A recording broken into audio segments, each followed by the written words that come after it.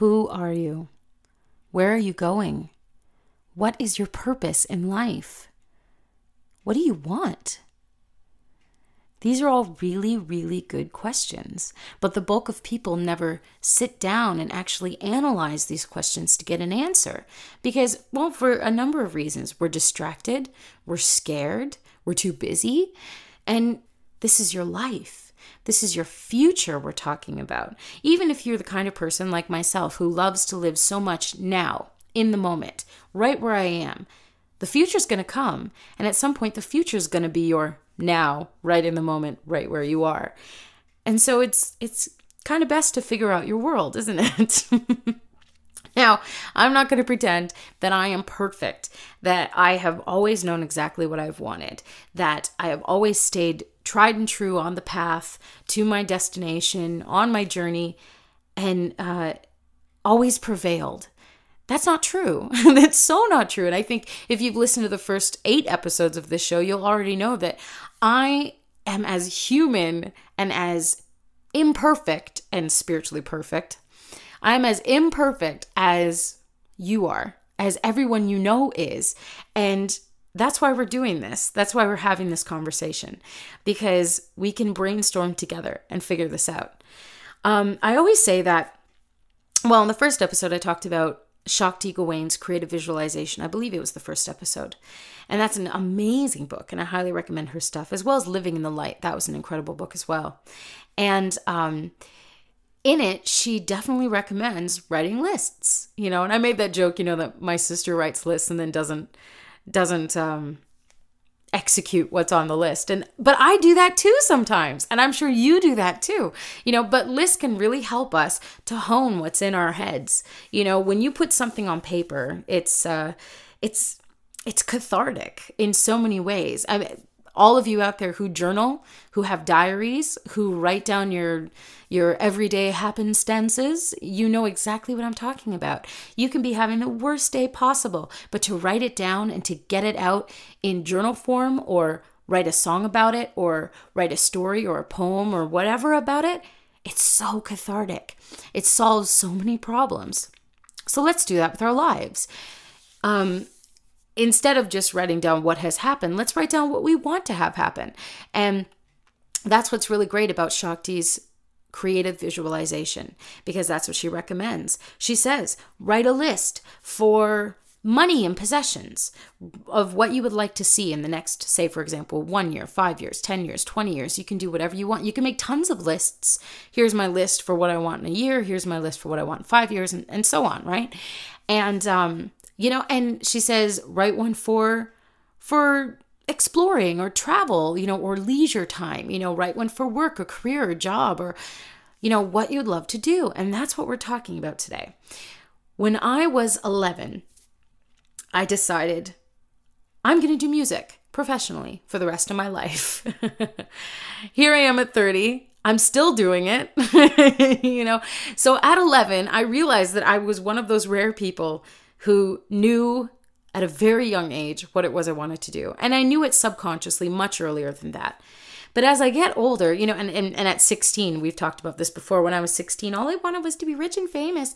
And so even then, I still had that about me. I still knew music. It's going to be music. It's going to be writing, and someday producing, which I started doing when I was 17.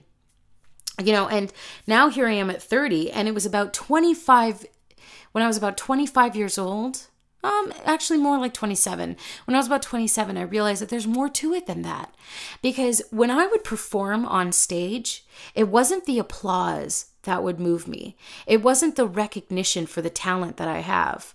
It was the people coming up afterwards to tell me that, oh, you made me cry. You gave me goosebumps. People would come up who I've never met before and would hug me and be crying and say, thank you for singing that song. It meant a lot to me. So it wasn't the accolades, the applause that got me and kept me going. It was the connection.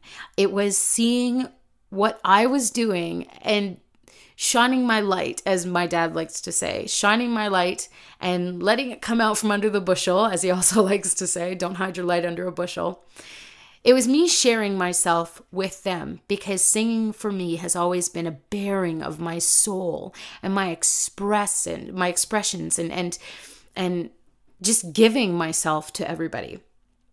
It was those people coming up afterwards that made me realize this is exactly what I'm meant to be. This is exactly what I'm meant to do, and I always remember that. That moves me so much to have that connection.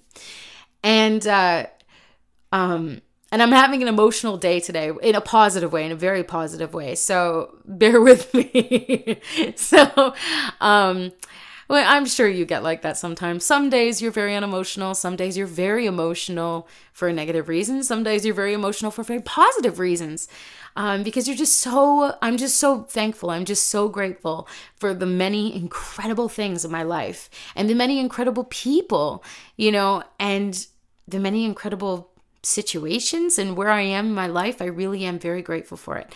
So, to get on with my story, when I was about 27, I realized there's so much more to it than that, because I started really analyzing what it was about music that I love so much. And I realized that it wasn't any of the tiny bits of fame that I was getting. It wasn't the accolades. It wasn't the applause. And it wasn't the, all right, and screams of what would you say? Admiration. It wasn't the stuff that my ego likes to eat for lunch. It was the stuff that my spirit likes to become one with. And that was the connection to other people. And around the age of 27, I'm out of it today. Around the age of 27, I did totally realize that there's more to it than music. And I'm here to do something else as well. I am here. And this was at the beginning of my mega awakening, before I jumped into the proverbial rabbit hole, so to speak. And so I definitely realized that, oh my God, here I am every single day for hours at a time, researching a bevy of subjects. I need to be a messenger. I realized at that point, I am a messenger. And so many of you out there are messengers. And that's a really hard job, just as any other job is a hard job. I'm talking about a life job. I'm not talking about a 9-to-5 job. I'm talking about a real life job, a purpose. That's what I should say. If it's your purpose, please don't ever give up. I've had my moments where I've been attacked. I've been ridiculed, made fun of. I have been straight out scoffed at, and insulted. But I can't stop because I know that's what I'm here for. I know that is my purpose, to spread whatever messages I find. Whether people agree or whether people don't agree, it doesn't even matter to me anymore, because I am doing what I'm meant to do. And for all of my messengers out there, please don't give up. When it seems the darkest, when it seems like the whole world is against you, keep spreading your messages of love and awareness of things that are going on. And I also realized that another thing that I was here for was inspiration. And that very easily came out in a lot of my music. And like when I did my second album, Elements, I thought, oh man, this is so spiritual. This is so deep, and I listen back to it now. I'm just like, that's very surface compared to what I'm doing now with Beacon, with my third album. But I was trying to inspire. I realized that I've always been trying to inspire with my music and with my written words, and so I realized around the age of 27, that's also what I'm here for, to be a messenger and to inspire. And then probably in the last year or so, I realized the other thing I'm meant to be here for is that I'm meant to be, and this is the strangest one of all, I'm meant to be a record keeper of sorts. And even when I was a child, I used to do this, I don't know anyone else who did this. I would take actual novels, and I'd hold the novel in my left hand, and I'm right-handed, so I would hold a pen in my right hand, and I would have a fresh pad of paper in my hand, and I would flip through every single page of that book, and I would copy it, write it down word for word for word. Now this explains now why I am so anal about punctuation and grammar and spelling, because I was copying books word for word for word.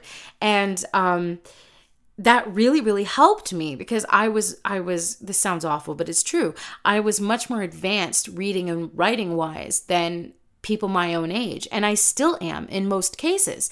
So, that really, really helped me. And I realized as I'm getting older, it was a few months ago, I'm looking back in my head, I'm thinking back, to every computer I've ever owned or every laptop or anything where I stored information, right? And I realized that I have always stored lots of information, even if I don't read it.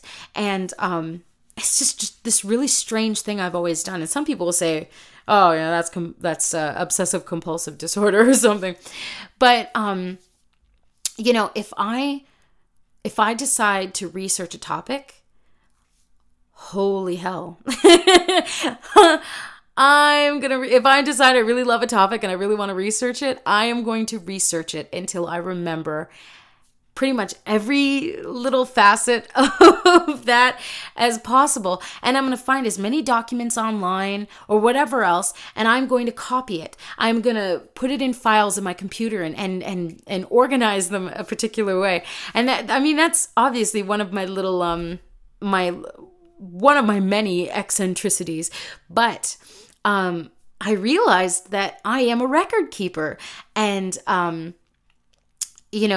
if you're listening to the show, you're more than likely believe or know, as I do, that this isn't the end. If I suddenly die, I'm going to come back or I'm going to go somewhere else. Like I don't just lay in a hole in the ground and rot like this. I'm sorry, that doesn't happen. So, and I can say that with the utmost certainty because I have seen the other places, I have seen other lives of my own and it's fascinating and it is wonderful and it certainly expands the mind. But if you're listening to the show, you're probably one of those people who is a lot more open to the afterlife and our consciousness being a part of the afterlife, that we aren't just going to disappear. And I've always believed that, even as a child. So me keeping records of certain things, and I've kept so many records, it's really crazy. It's almost like I am collecting all that information to take with me afterwards, to take the information back to whomever I need to report back to. And this makes it's really funny because as you're going through your life, you get these tiny little puzzle pieces, don't you?